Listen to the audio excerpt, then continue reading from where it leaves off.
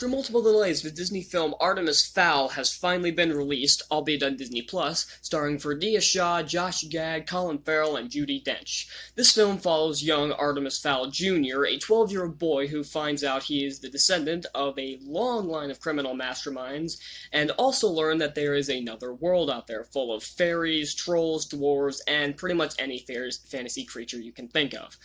And not only that, but he now has to save his father from some suspicious individual known as Opal, who forces young Artemis to bring him/her the Aculos, which is a huge and dangerous weapon, in exchange for his father.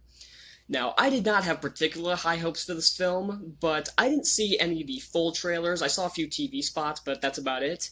And so I went to watch this film with a completely open mind. And I gotta say, I was blown away for all the wrong reasons. This film is horrible. It does almost everything you can think of that is wrong. I'll start off with the positive, I guess, here. The acting across the board is pretty good. Ferdia Shaw is actually a pretty good pick for Artemis Fowl. He's a bit one note, but I pin that more on the script than I do his acting. And if they're going to keep up with that Percy Jackson Disney Plus series, I'd like to see this guy get cast. He seems pretty good. Colin Farrell, Judi Dench, and Josh Gad are as good as ever, though I could have done without Josh Gad's ridiculous accent that he was sporting throughout the entire film that he could not keep consistent at all. The rest of the cast does their job pretty well, but unfortunately they're trapped with a script that is nothing but garbage. The story makes absolutely no sense, and I haven't read the book series, so I don't know if this is faithful or not, but from what I've heard, it's completely different. So I'm judging this as a standalone movie, and you can tell this is a young adult film, and because they're setting up they're trying to set up a franchise here, and that comes very apparent with the end, which was just absolutely shameless. And the fact is that everything in this movie feels ripped off from another YA fantasy. Any young adult fantasy movie you can think of, this movie rips off. It rips off the Harry Potter franchise, the Percy Jackson franchise, Spiderwick Chronicles, Wrinkle in Time, Chronicles of Narnia. Every single franchise is apparent in this film. And I hate when movies do this. And honestly, this is kind of what I was expecting. I was expecting a generic fantasy/sci-fi film, but what I did not expect was the fact that it was so dull. I was expecting at least some great eye candy, some great action with great cinematography and special effects. The special effects in this are absolutely wretched. They are totally fake, and it's another problem with this movie is the editing is horrible. The cinematography is okay. Kenneth Branagh is a great director. He's directed some great films. Thor, for example, is a beautifully shot, well-made film. But this film's cinematography is just, it's either too much of a straight-on shot, too dull, or it's too, trying to get you invested. During these action scenes, they'll have, this 360 matrix shot, and that would have looked cool if the editing wasn't so bad. This is one of the worst edited films I have ever seen. And when you will see that the camera sometimes will, freeze in place as it's trying to move around, and the cuts are sloppy, and it feels like there was 20 minutes cut from this film. Because there are so many scenes that are so choppily put together, it just looks bad. I don't get it.